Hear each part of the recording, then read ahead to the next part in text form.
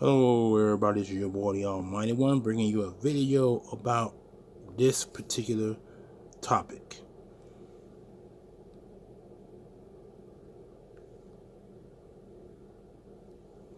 You got it, Mike Vrabel, and he to become the new head coach of the New England Patriots. But before I begin to read some topics of what's been talked about, don't forget to comment, like, share, subscribe to this video. Please hit notification bell on top. Alright, let's jump right into it. Okay, now according to sources, said Mike Vrabel agreed to become the Patriots' new head coach after the firing of Jerod Mayo, who is a African American minority coach who was fired a week ago. Now, Jerod Mayo was not given the chance to build this team. He really wasn't. So you just hired. So what you did was you hired an African American minority coach who had no experience, but he was a linebacker coach for them at the time before being promoted as head coach. So it let you know there was no thought process while getting Jerod Mayo hired. They just hired him off the block like that. You know what I'm saying? After Brian, after Bill Belichick decided to retire from the NFL. When I retired, but to have a mutual agreement to leave New England the year prior to Jerod Mayo being hired. This situation right here just made it a little bit more tougher on African American coaches. Let's jump right into it. Mike Vrabel has returned to the Patriots after agreeing Sunday on a multi-year contract to become the next head coach, hosted to ESPN. That's today, Sunday. Here we go. Let me see. Vrabel played linebacker for the Patriots from 2001 to 2008 and was an integral member of the 3 Super Bowl championship teams. He served as Tennessee Titans head coach from 2018 to 2023, compiling a record of 54-45 regular season record and 2-3 mark in the playoffs, which included a trip to the AFC Championship game in 2019. Vrabel, the Associated Press NFL Coach of the Year in 2021, replacing Jerod Mayo, who was fired January the 5th, like I said last week, after posting a 4-13 record in his one season with New England. That's some question marks right there. The Patriots also interviewed the Detroit Lions offensive coordinator Ben Johnson, former Tampa Bay Buccaneers offensive coordinator Byron Leftwich, and former Texans offensive coordinator Pep Hamilton for the opening. Pep Hamilton and Byron Leftwich are African American minority coaches. While Vrabel was identified most as a Patriot from his playing career, all that also included time with the Pittsburgh Steelers 97 to 2000 and Kansas City Chiefs 2009-2010.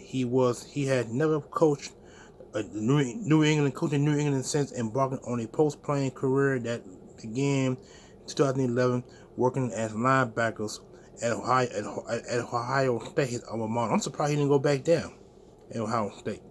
Vrabel spent 3 seasons at Ohio State, then 4 with the Houston Texans, before his 6-year stint as Tennessee head coach. That ended when he was fired on consecutive losing seasons. In 2024, he was the coach and personnel consultant for the Cleveland Browns.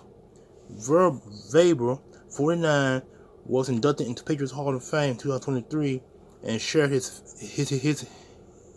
affinity for the franchise and owner Robert Kraft that day, saying this is a special place with great leadership, great fans, great direction, and great coaching. It's not like this everywhere. Sometimes certain words can hurt you. Hurt teams that you're playing for. Vrabel noted that it was only the 5th time he returned to New England since being traded to Kansas City in 2009, and how his fond memories of the region included he and his wife Jean raising two sons, Tyler and Cutler, in their early years. As a player in New England, Vrabel was credited by head coach Bill Belichick for his fundamentals, commitment to team success, toughness, leadership, situational awareness, and intelligence, among other things.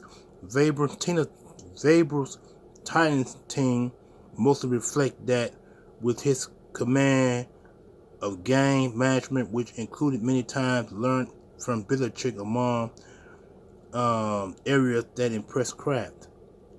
One example came to the Titans' 2013 road playoff win over the Patriots in January 2020, where Vrabel took advantage of a loophole in the rule book that allowed him to burn 1 minute 49 seconds off the clock in the fourth quarter without running a play, help keep quarterback Tom Brady off the field. In the Patriots Hall of Fame speech in 2023, Vrabel said what he experienced in the locker room as a paid player in New England remains the standard of what he hopes to achieve as a coach. We held each other accountable because there was trust, there was an understanding, a respect that you could say things that needed to be said to each other. He said, every day that's what I'm trying to recreate wherever I coach. I don't know if we'll get it, but every day I'm going to try, because nothing was more important than the team. There you go.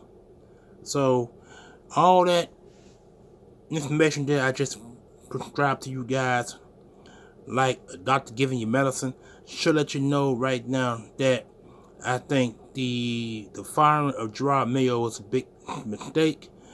That which is sad and it's pathetic, and it's strange to me that African American coaches still get disrespected by NFL teams across the league. It's like, to me, they get more respect at the college level than they do in the NFL. So that's where I'm going with that on that. I'm not making this a race issue. I'm just saying that some of these owners still carry this nonchalant, if you will, race issue. They're still carrying it.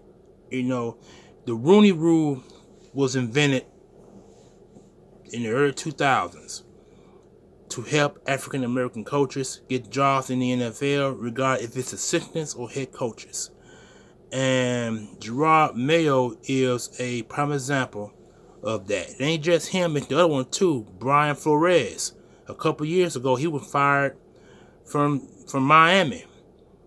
He was given the pink slip early.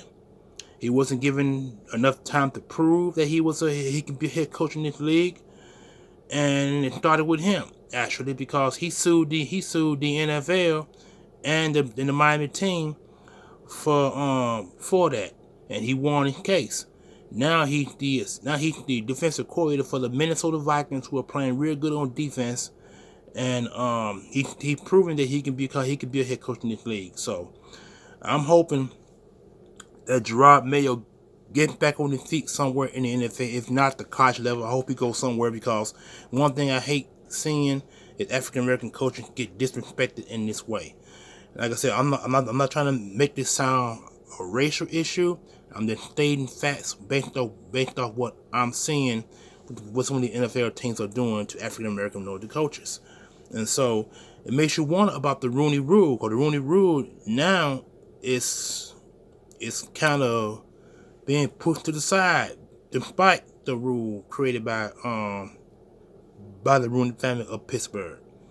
So it's crazy. And Mike Tomlin is a prime example.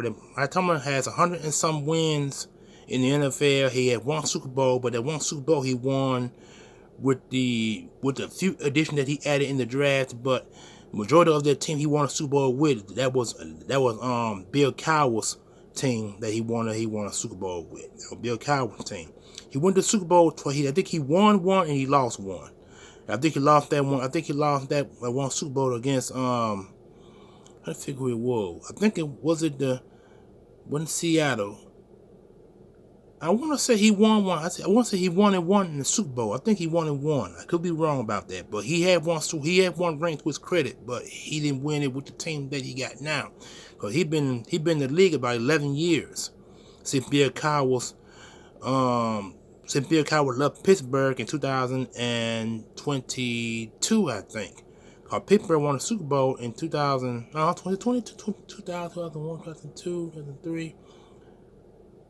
I think it was 2005, and what I want to say, I think it's 5, I believe. It was either 5 or 6. Whatever year that he won a Super Bowl, Bill Cowher won a Super Bowl, won the Super Bowl. He cooked one more year, and people had a losing year that year, and then after that year, Bill Cowher retired. And then whatever year Mike Tomlin came into the league, had been like 9 or 10 years in the league, he has over 100 wins. So, without speaking, and don't mean to jump off topic, but that's one thing that I'm talking about. He's the only African American minority coach in the NFL that's currently coaching now. You know what I'm saying? And that's really, really, really sad. You know what I'm saying? And a lot of other coaches out there had a chance to coach. You gotta look at Duke Steele. When Duke Steele was here with the Philadelphia Eagles, he wanted to become head coach of the Philadelphia Eagles after the dismissal of Doug Peterson. He wanted to be head coach then. He had the interview, but he didn't get the job. So he left that year when the Eagles hired Nick Sirianni. Whatever that year this Nick Sirianni got hired, he left and went to Detroit. He coached Detroit for a couple of years, and then he left Detroit and went to Pittsburgh. Went to the Panthers. And I think he, and I'm not exactly sure where he at now, because after the other coach, after the coach the Eagles had here, who was the offensive coordinator, I forgot who he was, but he coached the Colts and he coached the Panthers. He got fired in his first year, and Duke Steele was fired after that as well. It's been almost 2 years ago, I believe. That Duke Steele, I don't know if Duke Steele still in the league or not. I haven't heard more about him. But the point is, what I'm saying is, African American minority coaches are still getting disrespected. Still is. Look like that's never gonna change. So anyway, this is your boy, the Almighty Green Time. You guys enjoy your Monday. Enjoy your Sunday. Today is the NFL playoffs. But actually it started Saturday. But today the Eagles play today, and that's a few more other games going on today as well for these wild card divisional rounds going forward. Hope you guys enjoy your day. I'm going to enjoy mine. But right now, as you can see, I'm dressed. I hope you're going to church in a few minutes. So whenever my ride gets here, I'll be going to church. And then if not, I'll remain here to watch the game whenever it comes on. Holla back. Peace.